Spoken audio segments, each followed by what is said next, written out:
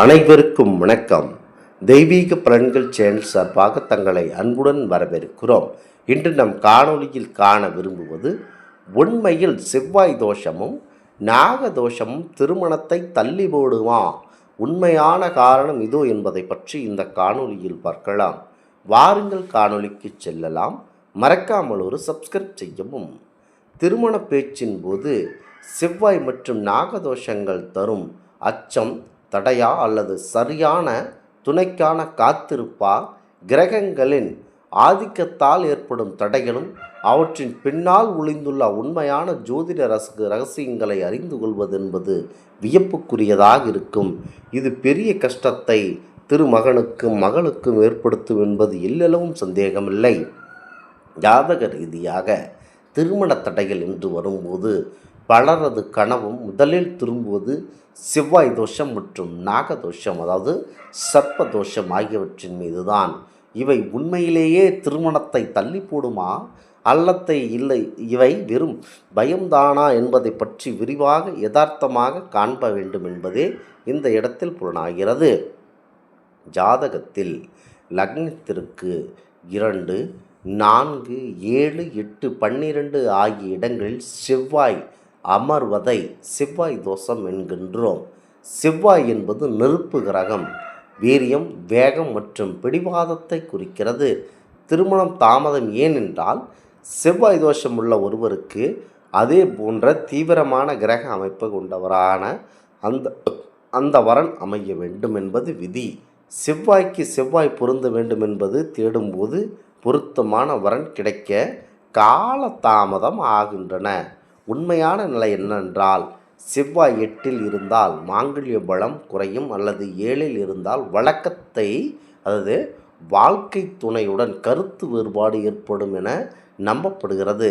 ஆனால் குருவின் பார்வை இருந்தாலோ அல்லது செவ்வாயின் ஆட்சி உச்சம் பெற்றிருந்தாலும் இந்த தோஷம் நிவர்த்தியாக விலகிவிடும் என்பது தெரிய வருகிறது. முக்கியமாக ராகு மற்றும் கேது ஆகிய நிழல் கிரகங்கள் 1, 2, 7, 8 ஆகிய இடங்களில் அமரும்போது நாகதோஷம் அல்லது கால சர்ப்ப தோஷம் ஏற்படுத்துகிறது.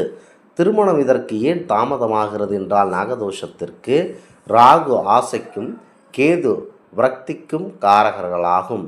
7ஆம் இடம் எனப்படும் கலஸ்தர ஸ்தானத்திற்கு ராகுவோ கேதுவோ இருந்தால் திருமண பேச்சுவார்த்தைகளில் தேவையற்ற சண்டை சச்சரவுகள், குழப்பங்கள், முட்டுக்கட்டைகள் அல்லது கடைசி நேரத்தில் வரன் கை நழுவி போகுதல் போன்றவை கண்டிப்பாக நடக்கலாம்.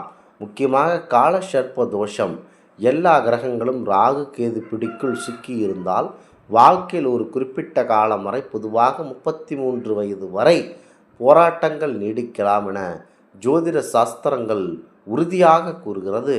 இதற்கு பதில் ஆம் மற்றும் இல்லை ஆகிய இரண்டுமே இருக்கும். முக்கியமாக தோஷங்கள் உண்மையிலேயே திருமணத்தை தள்ளி போடுமா என்று கேட்டால் அதற்கு ஆம் அல்லது இல்லை என இரண்டுமே பொருந்துகிறது.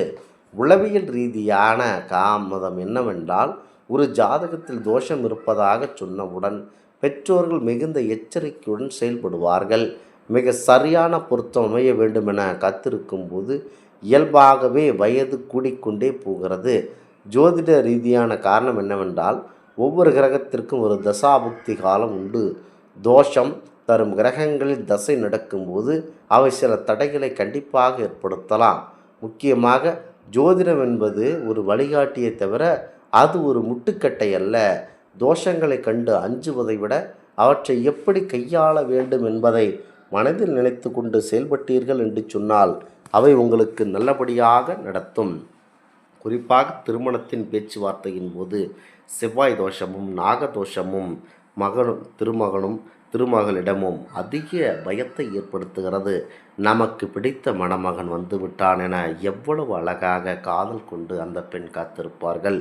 அப்பொழுது உங்களுக்கு செவ்வாய் தோஷம் இருக்கிறது, அவருக்கு நாகதோஷம் இருக்கிறது என்றெல்லாம் சொல்லி அந்த திருமணம் நின்று போகும். அதே போலத்தான் மணமகனுக்கும் அவ்வளவு ஆசையாக இருக்கும் நேரத்தில் கண்டிப்பாக இந்த தோஷங்களை கூறி அந்த கல்யாணத்தை நிறுத்தி விடுவார்கள். இதுவே காலங்காலமாக நடந்து வருகிறது. ஜோதிடம் என்பது ஒரு வழிகாட்டியாகத்தான் நடைபெறுகிறது. அது முட்டுக்கட்டை என கூறி மக்கள் விரக்தி அடைகிறார்கள்.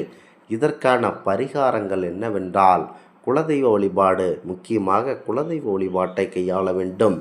குலதெய்வ வழிபாடு செவ்வாய்க்கிழமையில் ராகு காலத்தில், அதாவது ராகு கால பூஜை அல்லது குறிப்பிட்ட திருத்தலங்களுக்கு செல்ல வேண்டும்.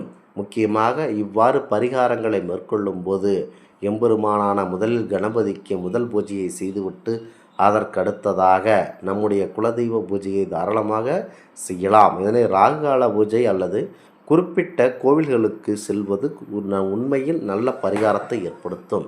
குறிப்பாக திருநாகேஸ்வரம், காளஹஸ்தி, வைத்தீஸ்வரன் கோயில் சென்று வருவது மனதிற்கு தெளிவையும் நம்பிக்கையையும் தோஷங்களையும் நிவர்த்தி தரும். முக்கியமாக தோஷமுள்ள ஜாதகத்திற்கு அதே போன்ற தோஷமுள்ள ஜாதகத்தை இணைப்பதே மிக சிறந்த பரிகாரமாகும். இது சமபல தோஷம் என்று அழைக்கிறார்கள். முக்கியமாக தோஷம் உள்ள ஜாதகத்தை முக்கியமாக அதனுடன் இணைப்பதே மிக சிறந்த பரிகாரம். இது சமபல தோஷம் என்று ஜோதிடத்தில் கூறுகிறது. பல ஜாதகங்களின் தோஷம் இருப்பதாக இது தோன்றும். ஆனால் நுணுக்கமாக பார்த்தால் அது தோஷ நிவர்த்தி அடைந்திருக்கும். எனவே தேர்ந்த ஜோதிடரிடம் ஆலோசிப்பதே அவசியம். செவ்வாய் தோஷமோ நாகதோஷமோ எதுவாக இருந்தாலும் அவை ஒரு மனிதனின் வாழ்க்கையை அழித்து விடாது. கிரகங்கள் என்பவை நம் முற்பிறவி கர்மாவை காட்டும் கண்ணாடிகள் மட்டுமே. தாமதம் என்பது தடையல்ல. அது சில சமயங்களில் சரியான நபர் சரியான நேரத்தில் வருவார் என்பதற்கான காத்திருப்பாகவும் இருக்கலாம். எனவே தோஷங்களை கண்டு அஞ்சாமல் முறையான இறை வழிபாடு மற்றும் பரிகாரங்கள் மற்றும் நேர்மறையான எண்ணங்களுடன் செயல்பட்டால் இல்லற வாழ்க்கை கண்டிப்பாக இனிமையாக அமையும். அமைதியுடன் கண்டிப்பாக செயல்பட வேண்டும். நன்கு கற்று தேர்ந்த ஜோதிடர்களிடம் மட்டுமே திருமணத்தை போன்ற முக்கியமான நிகழ்ச்சிகளிடம் அவர்களும் கேட்டு முடிவெடுக்க வேண்டும். இந்த ஆன்மீக தகவல் உங்களுக்கு பிடித்து இருந்தால் தெய்வீக பலன்கள் சேனலை கண்டிப்பாக சப்ஸ்கிரைப் செய்து கொள்ளவும். மீண்டும் ஒரு நல்லதொரு காணொலியில் உங்களை சந்திக்கிறோம். நன்றி, வணக்கம்.